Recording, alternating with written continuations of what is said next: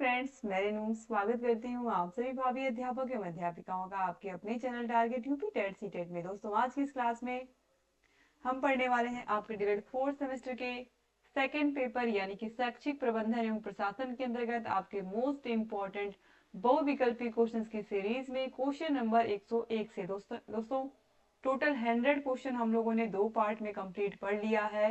अब यहाँ पर लास्ट पार्ट के सारे क्वेश्चंस को हम पढ़ने वाले हैं। अगर आपने दोनों पार्ट नहीं देखा है तो डिस्क्रिप्शन बॉक्स और कमेंट बॉक्स आप चेक कर लीजिएगा, आपको सारे के सारे क्वेश्चन वहां पर मिल जाएंगे। क्वेश्चन नंबर 101 है, सामान्य अभिलेख है लॉग बुक, पीटीए, एमटीए या ये सभी। दोस्तों, लॉग बुक जिसमें विद्यालय में कौन आ रहा है, कौन जा रहा है या कोई निरीक्षण करने आया था, ये सारी चीजें लिखी होती हैं। पीटीए एमटीए जो विद्यालय मीटिंग्स होती हैं, पेरेंट टीचर मीटिंग हो या फिर मदर टीचर मीटिंग हो, ये सभी सामान्य अभिलेख ही होते हैं। तो ऑप्शन द ये सभी राइट आंसर हो जाएगा। क्वेश्चन नंबर 102 है, अध्यापकों से संबंधित अभिलेख कौन कौन से होते हैं? उपस्थिति पंजिका, अवकाश पंजिका, अध्यापक डायरी, तो ये सभी ऑप्शन द सही हो जाएगा। क्वेश्चन नंबर 103 है, लॉग बुक क्या है? लॉग बुक को हम कहते हैं विद्यालय की डायरी। ठीक है, तो यहाँ पर ऑप्शन नंबर आ जो है ये राइट आंसर हो जाएगा। आगे बढ़ते हैं, क्वेश्चन नंबर 104 है, लोच का सिद्धांत संबंधित है समय सारणी से, विद्यालय से, आ और बा दोनों से या कोई नहीं। दोस्तों, जो समय सारणी होती है वो विद्यालय में ही तो होती है, तो जो लोच का सिद्धांत है ये विद्यालय और समय सारणी दोनों इसमें आ जाएंगे। तो राइट आंसर क्या हो जाएगा? आ और बा दोनों। और अगर मुख्य रूप से देखें तो जो होती है यह इसी में आता है लोच का सिद्धांत। ठीक है, तो अगर आपके इसके हिसाब से, आपकी सीरीज के हिसाब से देखें हम, तो लोच का सिद्धांत संबंधित है समय सारणी से, तो आप इसमें ऑप्शन आ ही लगाइएगा। हालांकि हम सभी को पता है कि जो विद्यालय होता है समय सारणी विद्यालय के अंदर ही होती है, तो संबंधित तो विद्यालय से भी हुआ। तो इस तरह से ऑप्शन आ और बा दोनों ये भी सही ही होगा। लेकिन अगर एग्जैक्ट केवल हम लोच के सिद्धांत की बात करेंगे, ये डायरेक्टली किससे संबंधित है? तो समय सारणी से संबंधित है, और शायद इसीलिए यहाँ पर ऑप्शन आ को केवल सही दिया गया है। क्वेश्चन नंबर 105 है, न्याय का सिद्धांत संबंधित है समय सारणी से, विद्यालय से, शिक्षकों से या कोई नहीं। राइट आंसर हो जाएगा शिक्षकों से। क्वेश्चन नंबर 106 पे आते हैं, डाइट मेंटर होते हैं। डाइट मेंटर कौन होते हैं? तो डाइट संकाय के ही सदस्य होते हैं डाइट मेंटर। ऑप्शन आ सही हो जाएगा। क्वेश्चन नंबर 107 है, मानवीय प्रबंधन के कितने घटक होते हैं? तो मानवीय प्रबंधन के दोस्तों हम सभी को पता है कौन कौन से घटक हैं। बच्चे हैं, शिक्षक हैं, समुदाय हैं। तो राइट आंसर दोस्तों हो जाएगा 3। क्वेश्चन नंबर 108 है, ग्राम शिक्षा समिति का सदस्य सचिव कौन होता है? 2021 और 22 में लगातार पूछा हुआ प्रश्न है। तो ग्राम शिक्षा समिति का जो अध्यक्ष होता है वो ग्राम प्रधान होता है, और सचिव प्रधानाध्यापक उसी विद्यालय का प्रधानाध्यापक। क्वेश्चन नंबर 109 देखिए, वही पूछा भी है कि ग्राम शिक्षा समिति का अध्यक्ष कौन होता है? तो ग्राम प्रधान। क्वेश्चन नंबर 110 है, विद्यालय प्रबंधन के अंतर्गत कितने संसाधनों का समन्वय होता है? तो हम सभी को पता है 3 प्रकार के संसाधन होते हैं, भौतिक संसाधन, मानवीय संसाधन और वित्तीय संसाधन। क्वेश्चन नंबर 111 है, टीएलएम हेतु कितनी धनराशि प्रतिवर्ष मिलती है? तो एक टीचर को 500 रुपए। ऑप्शन आ सही हो जाएगा। क्वेश्चन नंबर 112 है, पीटीए का उपाध्यक्ष कौन होता है? विद्यालय का प्रधानाध्यापक, ग्राम पंचायत अध्यक्ष, विद्यालय का सहायक अध्यापक या बीडीसी। तो राइट आंसर है विद्यालय का प्रधानाध्यापक। क्वेश्चन नंबर 113 है, बीआरसी समन्वयक द्वारा सत्र में प्रत्येक विद्यालय का कितनी बार निरीक्षण आवश्यक होता है? तो दोस्तों कम से कम 2 बार। ऑप्शन सही हो जाएगा। क्वेश्चन नंबर 114 है, विद्यालय श्रेणीकरण बिंदु के अंतर्गत छात्रों के नामांकन एवं उपस्थिति प्रतिशत के लिए कितना अंक दिया गया है? तो फ्रेंड्स 15 अंक। ऑप्शन नंबर बा जो है ये सही हो जाएगा। क्वेश्चन नंबर 115 है, समय सारणी के प्रकार हैं सामान्य समय सारणी, खेलों की समय सारणी, विषय अध्यापक की समय सारणी या उपर्युक्त सभी।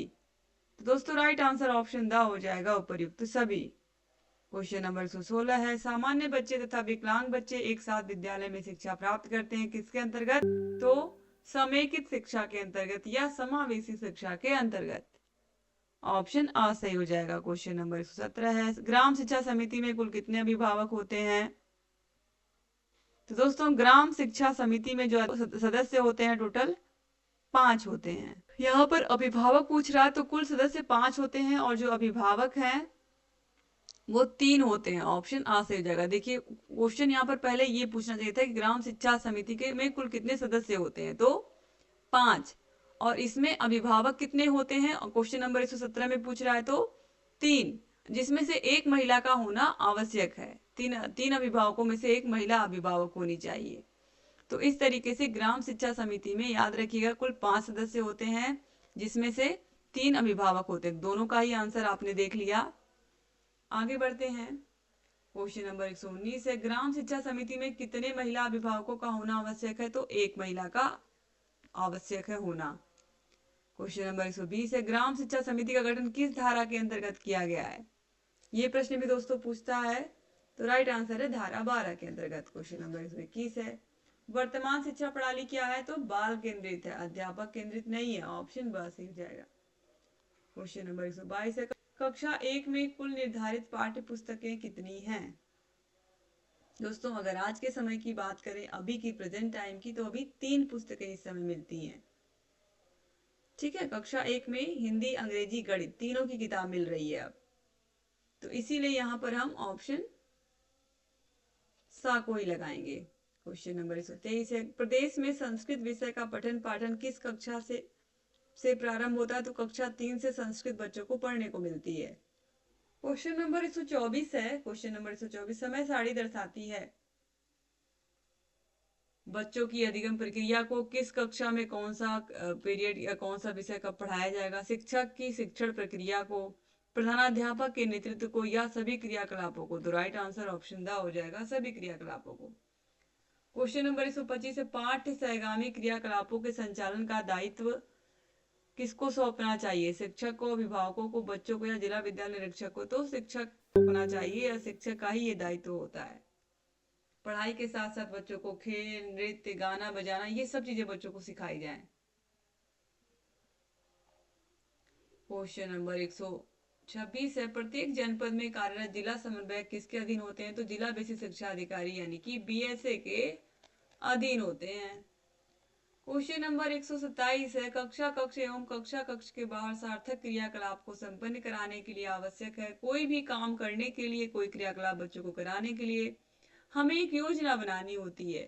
तो योजना बनाना यानी कि प्लान बनाना बहुत जरूरी है।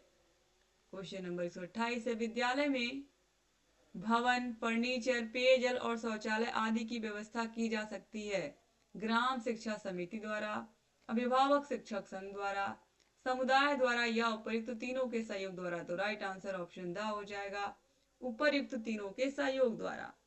क्वेश्चन नंबर 129 है, एनसीईआरटी स्थित है? तो एनसीईआरटी का कार्यालय नई दिल्ली में स्थित है, और एससीईआरटी लखनऊ में। तो यहाँ पर एनसीईआरटी पूछा था, 2020 में पूछा हुआ प्रश्न है। क्वेश्चन नंबर 130 है, ग्राम शिक्षा समिति के गठन के लिए आवश्यक है कम से कम एक महिला का होना अत्यंत आवश्यक है। ठीक है, तो यहाँ पर ऑप्शन आ से हो जाएगा। निम्नलिखित में से कौन सा भौतिक संसाधन के अंतर्गत आता है? छात्र छात्राएं, शिक्षक, विद्यालय भवन, या प्रधानाध्यापक? तो फ्रेंड्स राइट आंसर दोस्तों यहाँ पर हो जाएगा विद्यालय भवन। क्वेश्चन नंबर 132 है, विद्यालय के अभिलेखों का मुख्य उद्देश्य होता है दंड का साक्ष्य, आवश्यक सूचनाओं का रख रखाव। यही सबसे सरल 2021 में पूछा हुआ प्रश्न है। क्वेश्चन नंबर 133 है, कोठारी कमीशन के ने राष्ट्र निर्माता की संज्ञा किसे दी है? कोठारी कमीशन ने राष्ट्र निर्माता किसको कहा है? प्रतिभाशाली छात्रों को, इंजीनियरों को, अध्यापकों को, या अधिकारियों को? तो इन्होंने अध्यापकों को राष्ट्र निर्माता कहा है। क्वेश्चन नंबर 134 है, विद्यालय में अनुशासन स्थापित करने में सहायक नहीं है?